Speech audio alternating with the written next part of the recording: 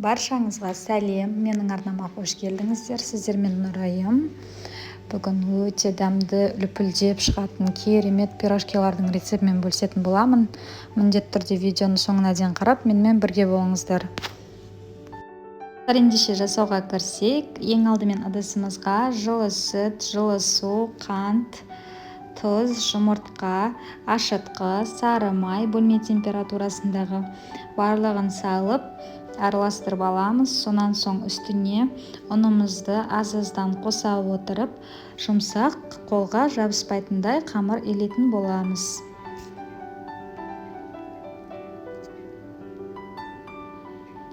Дайын болған қамырды бөлме температурасына көтерілгенше 1 сағаттай қойып қоятын боламыз.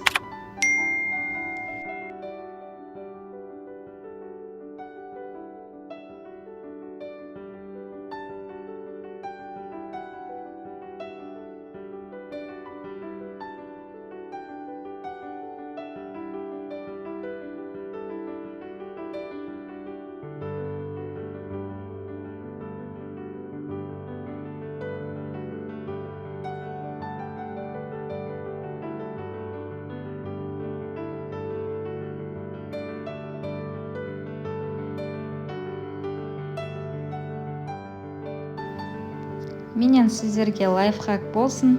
Осылай егерде дайын қамырға мешок кигізіп, жылы жерге бетін төңкеріп қоятын болсаңыздар, тез ашитын болады, қамырыңыз тез көтерілетін болады. Мен осы әдісті үнемі қолданамын. Мінекей достар, менің қамырым өте күшті болып ашыды, көтерілді, дайын болды. Енді ашқан қамырымызды 70 граммнан бөлеміз. Мен арасына, салмасына капуста дайындадым. Капустаны турап, сәбіз, пияз үшеуін қуырып алдым. Және кішкене сковородкада 10 минуттай бұқтырып алған болатынмын. Тұзын бұрышын қосып, қалауыңызша приправа қоссаңыз да болады. Және де картоп пюресін жасадым. Қайнап жатқан суға картопты салып, кішкене тұз сеуіп, блендермен өткізіп жасадым. Жуа қоссаңыздар да болады. Картопқа мен өзім ұнатпайтын болғандықтан картопқа жуа салған жоқпын. Мінекей осылай барлығын 70 граммнан бөліп шығамыз. Сонан соң салмасын салып дайындауға кірісеміз. Мен картоп пюресіне 4 орташа картопты пайдаландым. Өздеріңіз көз жобамен аласыздар. Салмасын мен өлшеген жоқпын. Жетпей қалмаса болды, артық болып қалса ештеңе етпейді. Және де қалыбымды да бірге дайындап алдым. Және пергамент қағазын төсеп дайындап қойдым. Енді салмамызды салып, пирожкемізді жасауға кірсек. Барлығын видеода көрсетілгенде жасап шығуларыңыз қажет. Жұқа етпей, орташа қылып жайып шығамыз. Сонан соң салманы салып, бүріп, жақсылап бұру керек. Салмамызды салып, пирожкиді дайындаймыз.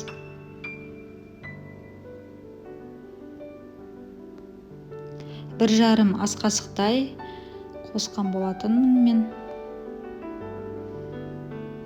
Және де мен 2 түрлі пирожки жасап жатқасын. Осы картоппен дайын болатын пирожкидің бетіне кішкене узор жасап жібердім қолменен.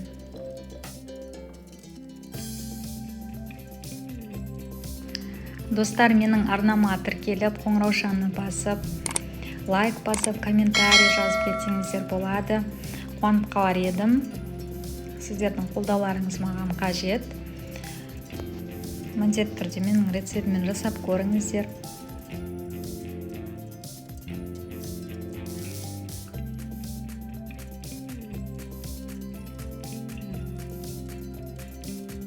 Пирожкиларды дайын болған бетін жауып, бөлме температурасында 10 минуттай ұстап алсаңыз болады. Бірақ міндетті емес.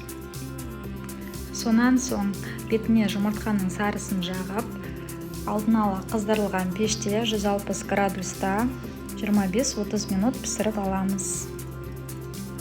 Мен үнемі осы рецептпен дайындаймын, өте дәмді болып шығады.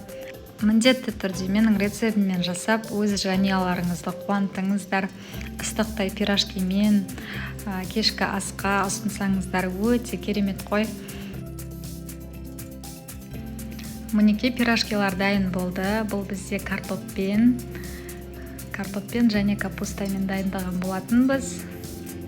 Өте жұмсақ, салмасы да дәмді болып шықты, достар. Міндетті түрде жасап көріңіздер. Өкінбейсіздер, осы рецептпен жасасаңыздар. Алда әлі түрлі керемет рецепттер болады. Менің арнамнан алыстамаңыздар.